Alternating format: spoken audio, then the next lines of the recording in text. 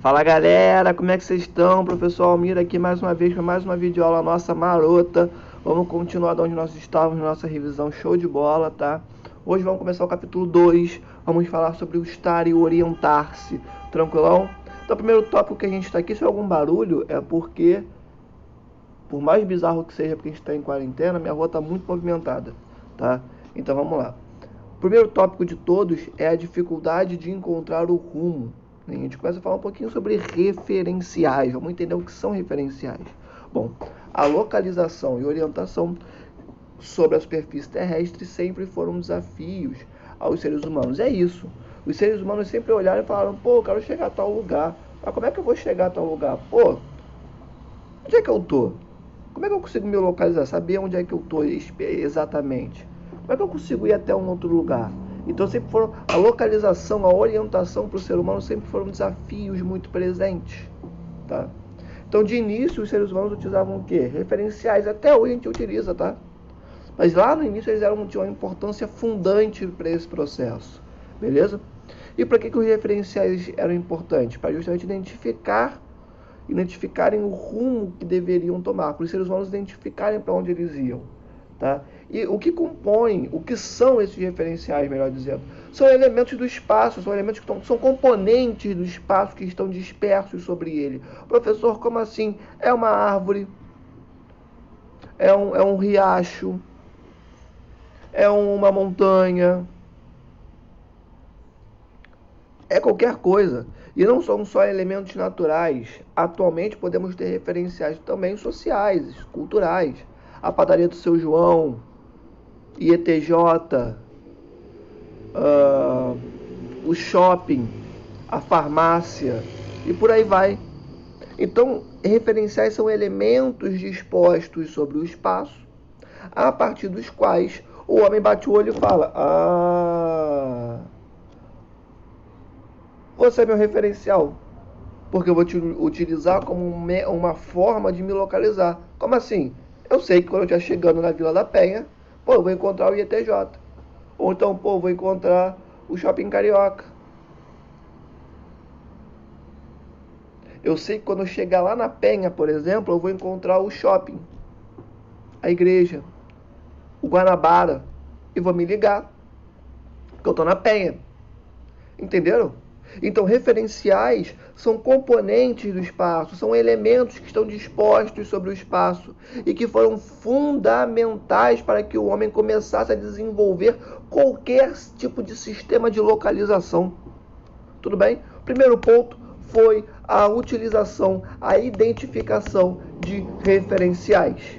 Aí o exemplo, a montanha, um riacho, uma grande árvore, serviam para pequenos percursos dentro do espaço geográfico. É isso. Você se utiliza de referenciais como foco central em pequenos discursos. Você não vai desenvolver grandes navegações considerando referenciais. Se você está no Oceano Atlântico, qual referencial que você vai ter? No meio do oceano. Qual vai ser o seu referencial? A gaivota que passou? Não. Não pode ser esse referencial, não faz nem sentido. Então, no oceano, né, em viagem, eu estou falando do oceano, mas se você quiser, por exemplo, fazer uma viagem até para um outro bairro que seja, que referencial você vai estabelecer? Em algumas situações, o estabelecimento de referenciais é uma função muito difícil, como a gente está vendo. Então, referenciais estabelecidos são muito interessantes para pequenos percursos, para pequenas viagens, tá? Por quê? Porque os seres humanos dependiam da visibilidade desses referenciais. Você precisa visualizar esses referenciais para que eles de fato façam sentido, para que você consiga se localizar, tá? Quando se deslocavam por espaços maiores, a tarefa se tornava extremamente difícil, como oceanos, desertos, por aí vai. Imagine estabelecer algum tipo de referencial no deserto. Estão entendendo o que eu estou querendo dizer? Os seres humanos perceberam, então, que alguns astros apareciam e depois de certo tempo desapareciam, sempre em lugares aproximados do Sol. E aí o ser humano olhou para cima e falou: caraca, olha que bagulho doido. O Sol sempre nasce numa posição pelo menos uma posição aproximada, mais ou menos sempre a mesma posição no céu, e se põe na mesma posição todo dia. Claro, né, gente, de maneira aproximada, todo dia.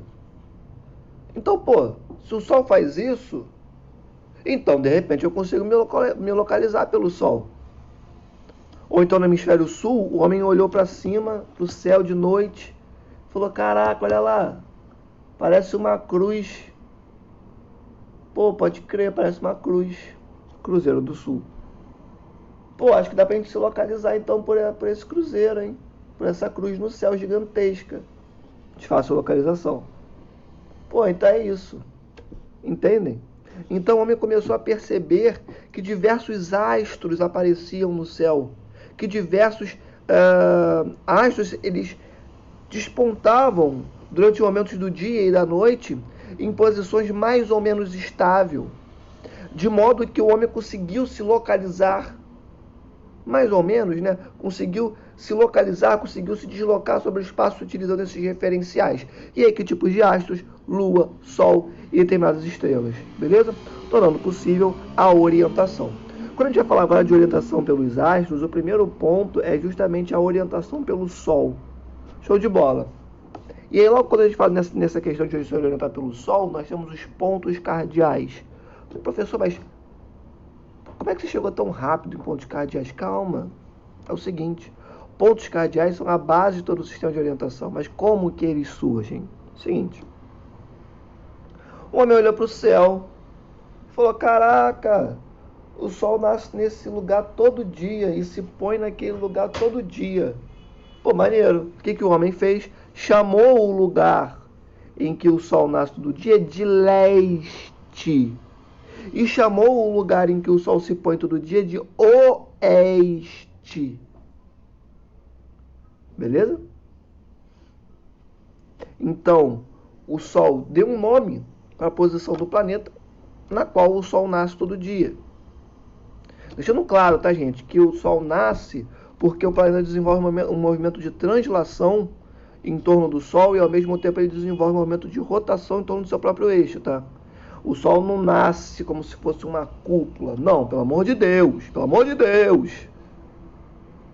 A Terra desenvolve um movimento de rotação em torno do seu próprio eixo e um movimento de translação em torno do Sol. Beleza? Só para deixar isso bem claro. Então, quando a gente fala que o Sol nasce, é para poder facilitar o entendimento. Pelo amor de Deus. Então, o Sol ele nasce num ponto. E o homem observou aquilo e falou, vou chamar esse ponto de leste. E o Sol se põe lá para as 5 e poucas, 6 horas, num lugar que o homem olhou e falou, vou chamar de oeste. Ou seja, o homem estabelece 2 pontos cardeais de início, o leste e o oeste. O leste sendo o ponto em que o Sol nasce todo dia, e o oeste, o ponto em que o Sol se põe todo dia. Beleza? Não à toa nós podemos chamar o leste de nascente e o oeste de poente. Vou chegar nesses nomes daqui a pouquinho. Beleza? Então, a partir do momento que o homem estabelece o leste e o oeste, ele consegue construir o norte e o sul. Professor, como assim? Assim, ó. Olha esse moço. Olha esse moço de braço aberto. Um braço está para o leste e o outro está para o oeste. Ou seja, na frente desse moço está o norte e atrás dele está o sul. Pegaram, gente? Para saber onde que é o leste, onde que é o norte, onde é que é o sul, a partir do Sol, você sempre tem que observar. O Sol nasceu para aonde? Para lá. Então, para lá é o leste. E para cá é o oeste. Pô, show de bola. Então, aqui é o norte, aqui é o sul. Eu poderia dizer que o leste fica à esquerda, à direita, enfim, o oeste à direita ou à esquerda, enfim. Só que isso não faz o menor sentido. Isso é uma redução que é para facilitar o entendimento, que acaba sendo vazia. Por quê? Porque o leste sempre será o ponto em que o Sol nasce. E dependendo de onde você estiver no seu dia a dia, pode ser a esquerda, pode ser a direita. O importante é você saber o seguinte: o leste é aonde o Sol nasce. Esse é o importante. e oeste é onde o Sol se põe. Tendo isso em mente, olha o movimento que se faz, ó. Isso aqui é um movimento aparente do Sol, tá? Por que é aparente? É porque a nossa percepção, é como que a gente percebe esse movimento de translação do planeta. Como que esse movimento de translação, junto do de rotação, parece, né? Como que a gente percebe esses dois movimentos acontecendo de maneira conjunta, né? Essa é a forma como nós percebemos esses dois movimentos, principalmente de translação, tá? Mas, obviamente, mais uma vez, não é uma cúpula, pelo amor de Deus, tá? Então, a partir do momento que você entende que o Sol nasce a leste e se põe a oeste, você inclusive consegue chutar ali que horas são no seu dia. Eu sempre faço isso, que eu acho uma brincadeira bem divertida, pessoalmente. Por quê? Porque a partir do momento que o Sol ele está no topo da sua cabeça, que você olha para cima, você vê o Sol estalando, você fala, cara, que calor absurdo, o Sol em cima de mim. Ali é o meio-dia. Quando o Sol está bem no centro do céu, assim, que você olha e fala, nossa senhora, ali é o meio-dia. Então, se é o meio-dia e você sabe que o Sol nasce a leste e se põe a oeste, você consegue mais ou menos estipular. Então são 1h da tarde, 2h da tarde, 10h da manhã, 11h da manhã. Você consegue mais ou menos estipular. Claro que você não vai falar, são 10h e 45 minutos. Não faz nem sentido. Você consegue estipular, acho que são mais ou menos 10 horas uns quebrados, meio-dia uns quebrados, 1h uns quebrados. Né? Você vai praticando isso ao longo do tempo. Enfim, então, a partir do momento que você localiza o leste e o oeste, você consegue estabelecer o norte na sua frente e o sul nas suas costas. Beleza? É isso. Então, esses dois pontos cardeais foram fundamentais para que o homem desenvolvesse o seu sistema de orientação, tá?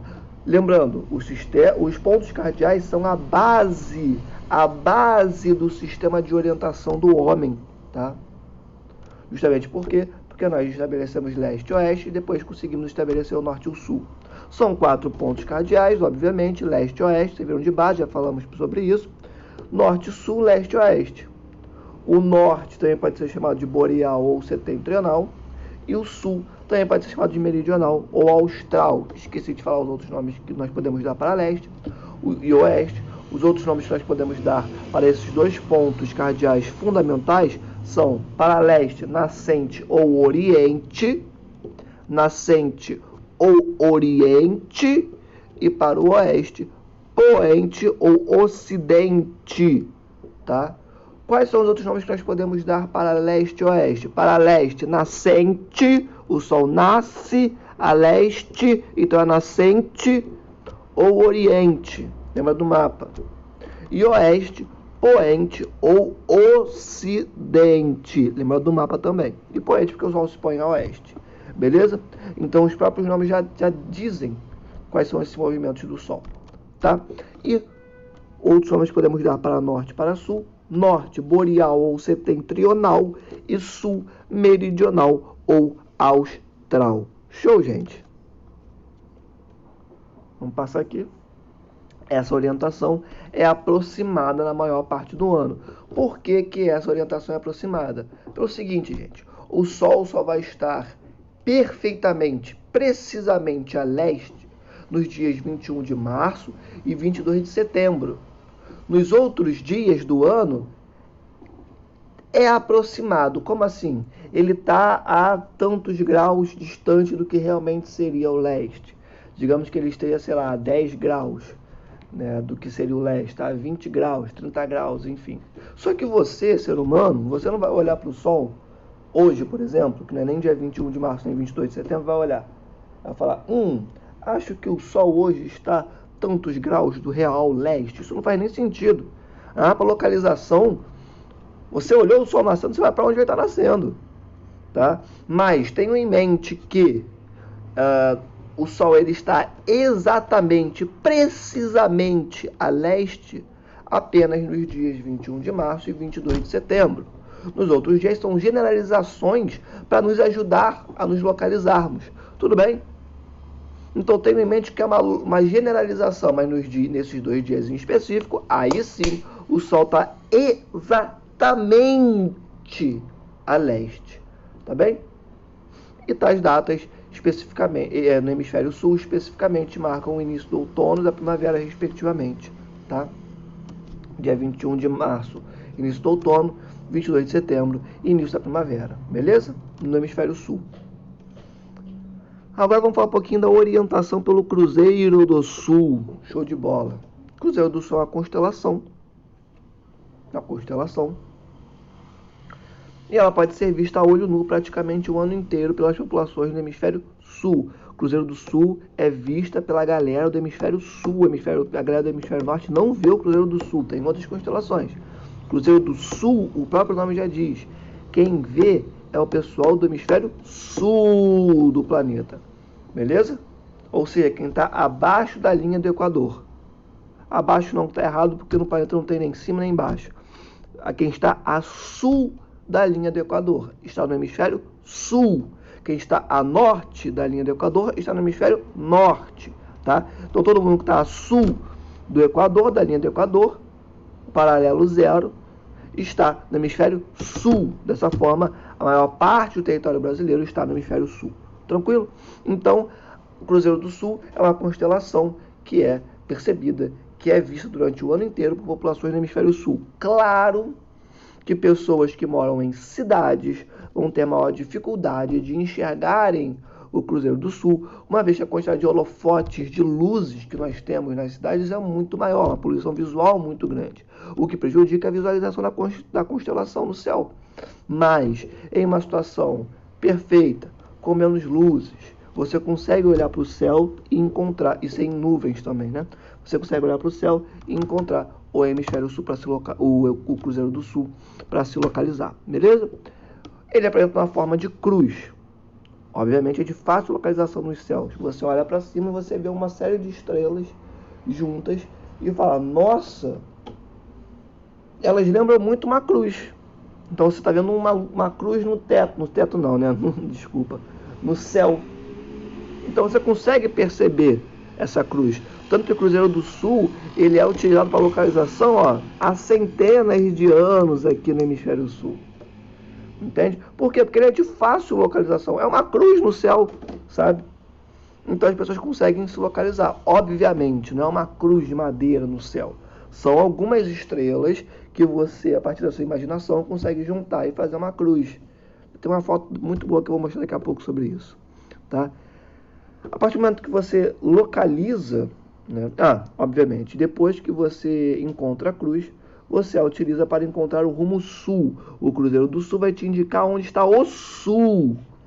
E, obviamente, se você encontra o sul, você também consegue estipular aonde é o norte. Se você está olhando para o sul, nas suas costas vai estar o norte. E aí você consegue estabelecer onde é que está o leste e o oeste a partir disso. Tá? Se baseando em que figura? Se baseando nessa figura. Professor, mas é à noite, não tem o sol. Sim, não tem o sol, mas você vai ter que considerar o norte, sul, leste e oeste. Então, encontrei o sul. Tô de frente para ele, show de bola. Então, nas minhas costas está o norte. Pega essa cruzinha do norte, sul, leste e oeste e coloca para a posição em que você está. E a partir daí você vai conseguir encontrar o seu leste e o seu oeste. Tudo bem, gente? Então, encontrando o sul pelo Cruzeiro do Sul, você consegue encontrar os outros pontos cardeais. Beleza? Então, agora eu vou ensinar para vocês como se orientar pelo Cruzeiro do Sul. É o seguinte, a primeira coisa que você tem que fazer é olhar para cima e encontrar a cruz. Show, localizou o cruzeiro, localizou a cruz, bom início. Agora você vai ter que identificar a estrela mais brilhante da constelação. A que está mais brilhando. Encontra ela. Na sequência, pode ser um pouquinho difícil de conceber isso, mas eu vou fazer um videozinho à parte, vou juntar essa nossa videoaula, em que eu apareço e eu mostro, né, mais ou menos o formatinho com o dedo que vocês têm que fazer para conseguir se localizar. Né? Mas vocês vão olhar para o Cruzeiro do Sul, né, e vão encontrar um madeiro maior. O que é madeiro? Madeiro é um outro nome que a gente dá para aqueles braços da cruz. Imagina uma cruz de madeira. Sempre tem uma parte da cruz, que costuma ser a parte de baixo, que é mais extensa, que é mais prolongada do que o restante das outras três extremidades da cruz. essas partes da cruz, essas extremidades da cruz, essas duas partes que se cruzam para formar a cruz, nós chamamos de madeiros, tá? Então, quando a gente fala madeiro, a gente fala a parte da cruz maior, tá bom? Então, vocês vão ter que procurar um madeiro maior, que costuma ser o de baixo em qualquer cruz, tá? No Cruzeiro do Sul, em específico, é assim essa parte. Você procura um madeiro maior. Encontrou um madeiro maior, você vai prolongar 4 vezes e meia. Professor, como assim prolongar 4 vezes e meia? Seguinte, encontrou o madeiro, vai fazer um L com o dedo, com o indicador e com o polegar, você faz um L, aí mede 1, 2, 3, 4 e meio, metadinha de 4, quase chegando no 5, tá? E a partir do momento que você fizer isso, você traça uma linha vertical desse 4,5 até o solo, até a superfície terrestre. A partir do momento que isso estiver feito, você segue essa linha, porque ali é o teu sul. Tudo bem? Então aqui, ó. Aqui. Antes de tudo, essa é a foto do Cruzeiro do Sul, tá? Você vê que você consegue traçar uma cruz aqui. Tem essa estrelazinha aqui no canto, que inclusive, claro, é uma estrela que acaba tirando a ideia de uma cruz, mas até facilita, porque você grava que o Cruzeiro do Sul é uma estrela com uma cruz, perdão, com uma estrelazinha aqui grudadinha no sovaco da cruz. Tudo bem? Então, essa aqui é a formação do Cruzeiro do Sul quando você olha para o céu. Quando você olha para o céu, é isso que você encontra. Tudo bem? E esse é o Cruzeiro do Sul. Olha o madeiro maior aqui embaixo. Estão vendo essa estrela mais brilhante? Branca? Pulsante? Ela é a estrela que marca o madeiro maior. Percebam que das extremidades é realmente a mais extensa. A próxima foto mostra muito bem isso que eu acabei de dizer. Olha só. Encontrou o Cruzeiro do Sul aqui. Beleza, o Cruzeiro do Sul já traçadinho no céu. Show de bola. Encontrou o madeiro maior. Bora. 1, 2, 3, 4,5. Parou no 4,5, ó. Linha reta até a superfície terrestre. Ali é o teu sul. E a partir do momento que você estabelece o seu sul, você sabe que atrás de você está o quê? O norte. E consegue estabelecer o oeste e o leste. Entenderam, gente? Entenderam como que funciona? É isso. Eu acho que esse desenho já mostra bem o que eu quis dizer. Mas, de qualquer forma, vai entrar daqui a pouquinho um vídeo em que eu explico isso, tá? Na real, vai entrar agora. Fala, minha rapaziadinha, tudo bem com vocês? Então, vamos lá. Agora, para explicar como é que você consegue se localizar a partir do Cruzeiro do Sul. Você vai achar o madeiro principal, né, o maior madeiro, que eu já falei na aula, que a gente estava tendo agora há pouco. E aí você vai olhar para o madeiro, o maior madeiro, né, que é a maior parte dessa cruz, e você vai fazer 1, 2, 3, 4,5, com mais um pouquinhozinho aqui para baixo. E aí você vai fazer uma linha reta até o solo, até a superfície terrestre. Para lá vai estar o seu sul. Então você vai fazer 1, 2, 3, 4,5, um pouquinho só a mais, traça uma linha reta até a superfície terrestre e pronto. Você encontrou o seu sul, tá? Só para deixar claro para vocês como é que se localiza a partir do Cruzeiro do Sul, beleza? Volta para a aula aí, valeu! Vamos continuar. Então, compreenderam como que se orienta pelo Sol e como que se orienta pelo Cruzeiro do Sul, né? Isso é fundamental, tá, gente? Não é para vocês saírem pela rua tentando chegar em qualquer lugar e medir que horas são aleatoriamente, não. É só para vocês terem isso em mente. A gente nunca sabe quando que a gente vai precisar, né? Se localizar à noite ou se localizar de dia, a gente nunca sabe. Tá? Então é bom ter isso em mente, saber como que você se orienta a partir de eventos naturais, né? É fundamental na minha percepção. Então aqui, o próximo ponto, a imprecisão dos pontos cardeais. A criação dos pontos cardeais não acabou completamente com a dificuldade que as sociedades tinham de se orientar. Então, beleza, criamos o norte, sul, leste e oeste, mas ainda estamos com algumas dificuldades para se orientar. Por quê? Porque não existia precisão entre esses pontos. Não entendi, professor. Vem cá. Olha essa foto aí. O que nós temos nessa foto, que inclusive é do livro de vocês? A nossa querida Roda dos Ventos, que é fundamental para o nosso sistema de localização. Fundamental. Conseguimos ver aqui, ó, norte, sul, leste, oeste, sempre nessa divisãozinha, show de bola. Só que acontece, o pessoal olhou e falou assim, pô, maneiro, tá, entendi. Aqui é o norte, aqui é o leste, oeste, sul, show de bola. Mas, e se eu for nessa direção aqui entre o norte e o leste, o que eu encontro? Ah, então você vai encontrar o nordeste. Não, tranquilo, show de bola. Mas e entre o norte e o nordeste? Ah, você vai encontrar o norte e o nordeste. Ah, e entre o nordeste e o leste? O leste e o nordeste. Entenderam? Então, o homem, ele estipula os 4 pontos cardeais principais.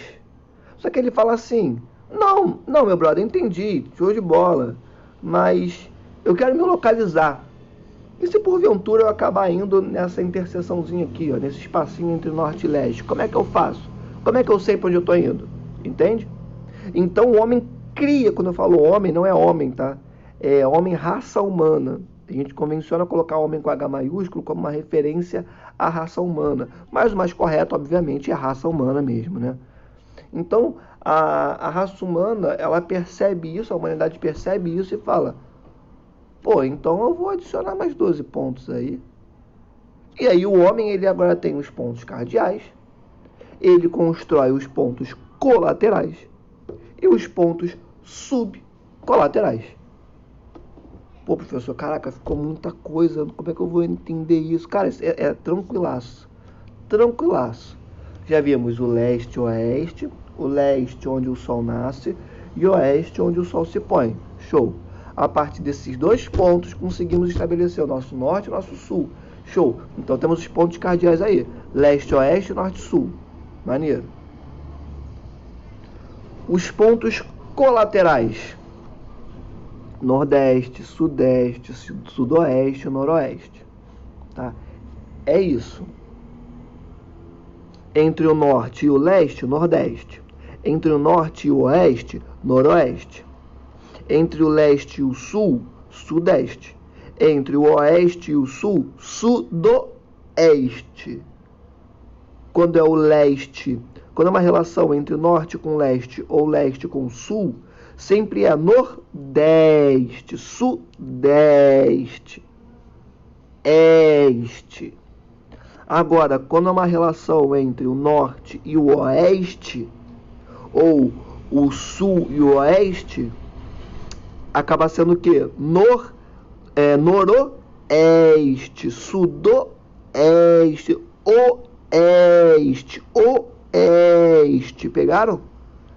Então, entre norte e oeste, noroeste. Entre sul e oeste, sudoeste. Pegaram? Não, beleza, professor. Agora eu acho que peguei. Foi. Os colaterais foram. Mas e os subcolaterais, esse monte de nome? Ih, tranquilão, vem comigo, ó. Já temos o norte, nordeste e leste. Vamos ficar nesse pontinho agora. Nesses 3 pontinhos, nesses 3 pontos fundamentais. Norte, nordeste e leste. Show. Entre o norte e o nordeste, nós temos o quê? O ponto subcolateral norte, nordeste. E entre o nordeste e o leste, nós temos o quê?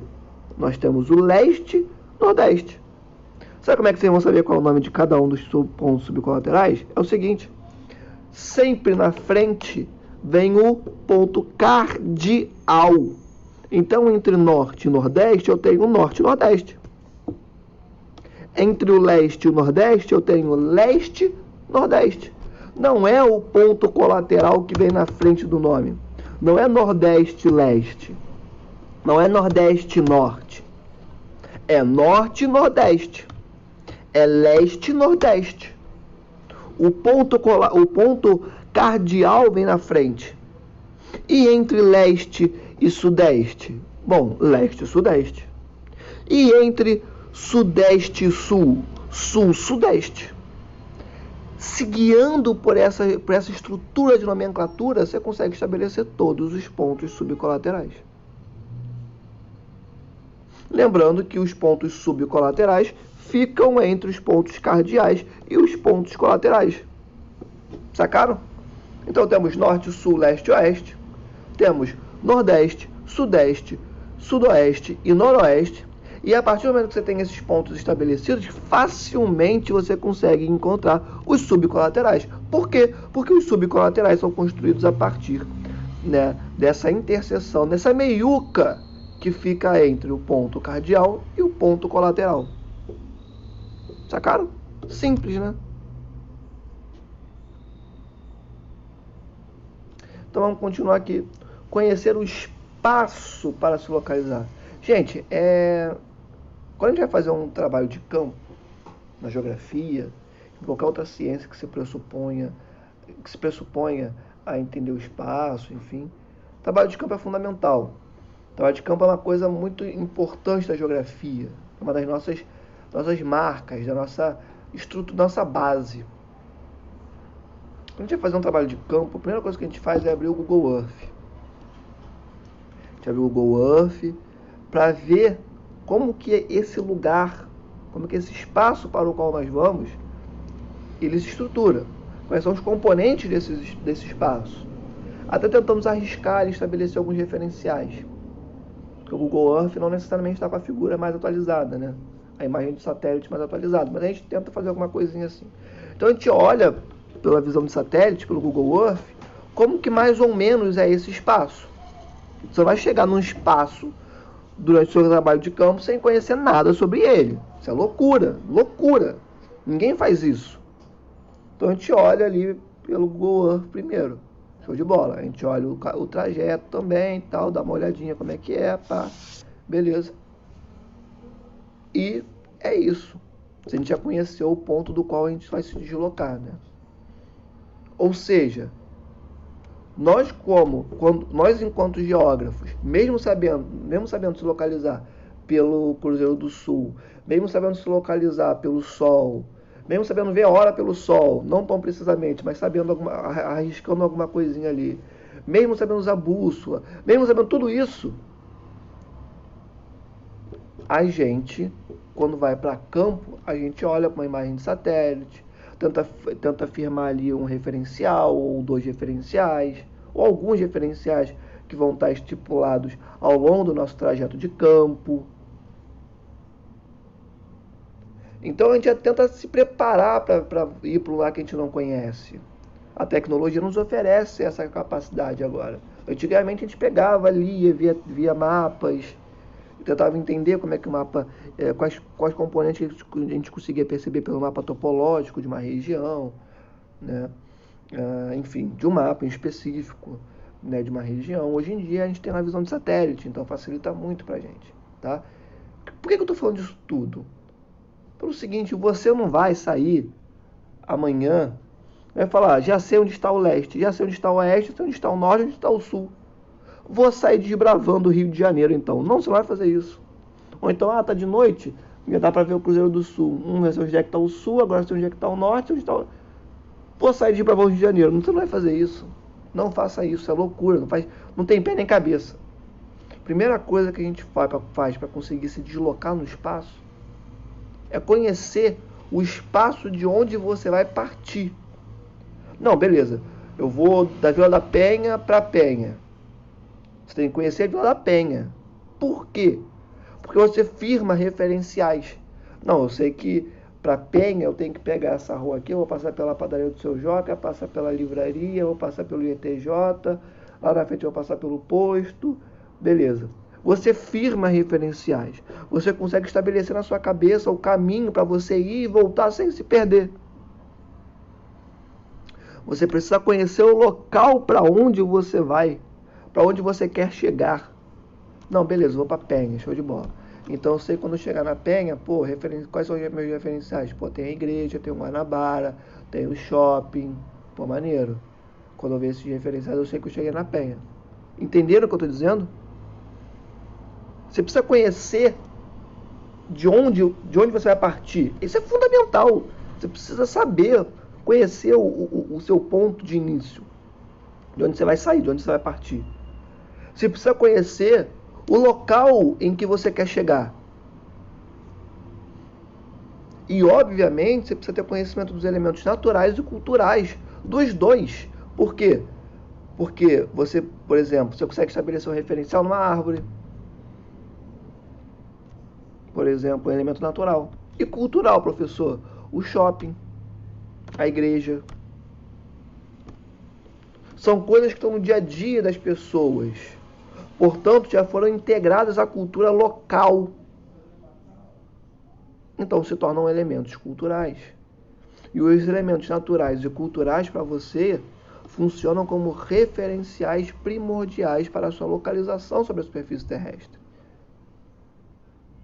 Então, você precisa, novamente, conhecer o local de onde você parte, conhecer o local em que você quer chegar, tendo em mente os referenciais que você vai se utilizar para conseguir fazer esse deslocamento sem se perder. Saber ir e saber voltar. E para isso você estabelece pontos de referência. E esses pontos de referência são tanto elementos naturais como elementos culturais. Tudo bem, gente? Tá? Não vão se aventurar a se localizar, sair andando por aí, porque isso não faz nem sentido, tá? É bom ter em mente que isso é extremamente perigoso. Orientação artificial. O ser humano passou a desenvolver instrumentos de orientação por conta da dificuldade em localizar os astros em algumas situações.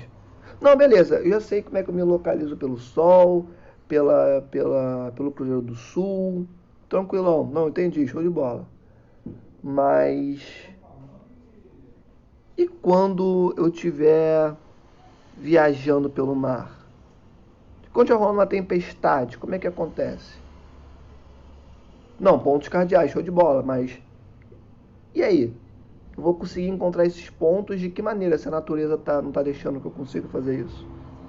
Aí o homem pensou, preciso criar formas, técnicas, tecnologias que me proponham a localização espacial. E aí o primeiro que foi feito foi o astrolábio. Pelo menos o primeiro que a gente tem em relato, né?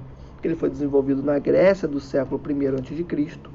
É o mais antigo instrumento de orientação de que se tem conhecimento. Tinha múltiplas funções. Era muito comum nesse momento as tecnologias feitas terem muitas funções, algumas pelo menos, né? Assim como os estudiosos não eram só geógrafos, ou historiadores, ou filósofos, ou sociólogos, ou matemáticos, biólogos, não. Era muito comum você ter um geógrafo. Na verdade, ele não era geógrafo, né, como a gente conhece hoje em dia. A geografia, como a gente conhece, é do século XIX. A ciência, como a gente conhece agora, é do século XIX. Tem 2 séculos no máximo, né? Mas vamos colocar que eles fossem geógrafos. Um geógrafo, ele não era só geógrafo, ele era filósofo, né? Eles entendiam a natureza como uma coisa absolutamente conectada, sem você conseguir entender um ponto sem considerar o outro. Percebem? Então, você era um estudioso. Você era um filósofo. E nisso você tinha várias especificidades, vários conhecimentozinhos ali dentro. Então, é comum, né, entender, é fácil de entender que as tecnologias deles, as técnicas deles também abarcavam essas múltiplas funções, essas múltiplas percepções, tá bom? Então, o astrolábio, ele tinha a função de medir a altura dos astros acima do horizonte e também tinha a função de resolver problemas geométricos. Percebam que assim, é isso mesmo, são funções que o astrolábio tinha. E aí o exemplo de problemas geométricos que ele podia resolver, cálculo de altura de um edifício ou da profundidade de um poço. É um exemplozinho que a gente pode ter aí para poder entender o que o astrolábio fazia. E o astrolábio é isso aqui, ó. Essa engenhoca que parece meio futurista, meio passada, meio do passado, meio do presente, parece um chaveiro de chave, mas é uma tecnologia do século I a.C., que já era utilizada com a função de localizar o homem sobre a superfície terrestre, tá bem? E o próximo era o sextante. O sextante já é do século XVIII. E o sextante ele tinha o objetivo de encontrar o posicionamento global aproximado para a navegação. Então era uma tecnologia que conseguia identificar mais ou menos o posicionamento global, o posicionamento de onde estava aquele navio, aquela nau, enfim, para que o navegante conseguisse se localizar. Cálculo de distâncias a partir da comparação do tamanho aparente dos objetos. Então você olhava, botava o olho assim na lente do sextante, e a partir desse momento você conseguia mais ou menos olhar os objetos. Olha só que interessante, e entender o tamanho desses objetos. E a partir do tamanho, da diferença de tamanho desses objetos, você conseguia mais ou menos estipular ali a distância entre esses objetos. Beleza? E o sextante ele era tão, mas tão importante, né, para a navegação marítima, que durante 2 séculos, até a criação do GPS, ele foi o símbolo da navegação do mundo. Beleza? E aqui nós temos a fotinha de um homem do século XVIII, né, utilizando o sextante. O sextante é esse instrumento que parece algo matemático, né? Muito possivelmente tinha uma função matemática, sem dúvidas. Várias contas eram desenvolvidas para poder entender a distância, enfim. E, inclusive, o sextante ele era tipo essa lentezinha que a pessoa colocava o olho, o sol fazia sombra sobre uma réguinha que está aqui embaixo, estipulavam alguns graus, e a partir desses graus estipulados pela réguinha daqui de baixo, que uma outra pessoa, olha só que complexo, uma outra pessoa ia anotando ao mesmo tempo os graus que apareciam, a pessoa conseguia estipular mais ou menos o cálculo das distâncias entre os objetos, estipular mais ou menos o tamanho desses objetos. Bem complexo, né? E a tecnologia do século XVIII para se localizar. Então, só para a gente entender que já existiam tecnologias antes do GPS, né, que foram importantes para a localização. A própria bússola foi fundamental. A bússola, que inclusive é uma tecnologia oriental, é uma tecnologia chinesa. A bússola nasce na China e é levada para a Europa a partir de navegantes islâmicos que iam para lá para fazer negócios, enfim, trocas comerciais. Os europeus viram a bússola e falaram, que interessante, e replicaram essa tecnologia. É bom lembrar que um dos pontos fundamentais do sistema de orientação europeu, na verdade, é chinês. Só para lembrar disso. Então já existiam outras tecnologias além da bússola, que foram o astrolábio, ano 1º a.C., e também o sextante, que foi desenvolvido no século XVIII. Tá bom, gente? Professor, você vai cobrar da gente essas minúcias sobre o astrolábio e o sextante? Obviamente que não, né? Não faz nem sentido isso. Eu posso colocar astrolábio, sextante em algum enunciado, né? Eu estou colocando para vocês aqui para vocês verem que o homem desenvolveu tecnologias. Dei 2 exemplos de tecnologias que foram essas muito importantes na história da navegação, né? Não só da navegação, como também de orientação do homem, né? Vocês têm uma perspectiva, quando aparecer algum enunciado, vocês não ficarem: o que é astrolábio? O que é sextante? Não, eu sei que astrolábio e sextante são tecnologias que o homem desenvolveu para a sua localização. Beleza? É isso. Gente, essa foi a nossa aula de hoje. Agradeço muito a compreensão. Deu um problema na aula anterior, né, no arquivo do áudio, corrompeu, enfim. E estou repostando agora. Espero que tenha ficado boa, que vocês tenham gostado, tenha sido instrutiva. E é isso, gente. Estamos juntos pra caramba, tá? Mesmos lembretes, plantões de 9 às 12, terças e quartas. Qualquer coisa me procurem em outros momentos para poderem tirar dúvidas. Eu posso demorar porque eu vou estar preparando aula, se não for terças e quartas, né? De 9 às 12 eu posso estar preparando aula em outros momentos. Aí demorar um pouquinho a responder, mas eu sempre respondo com a maior atenção do mundo, tá bom? Se cuidem, cuidem dos seus, fiquem em casa, ainda estamos de quarentena, pelo amor de Deus, levem isso a sério, tá? Conscientizem aqueles próximos de vocês. E é isso, estamos juntos pra caramba, gente. E qualquer coisa, eu tô aqui. E pode parecer às vezes que não, mas sempre no final tudo fica bem, tá? Valeu, gente. Beijo, até a próxima aula.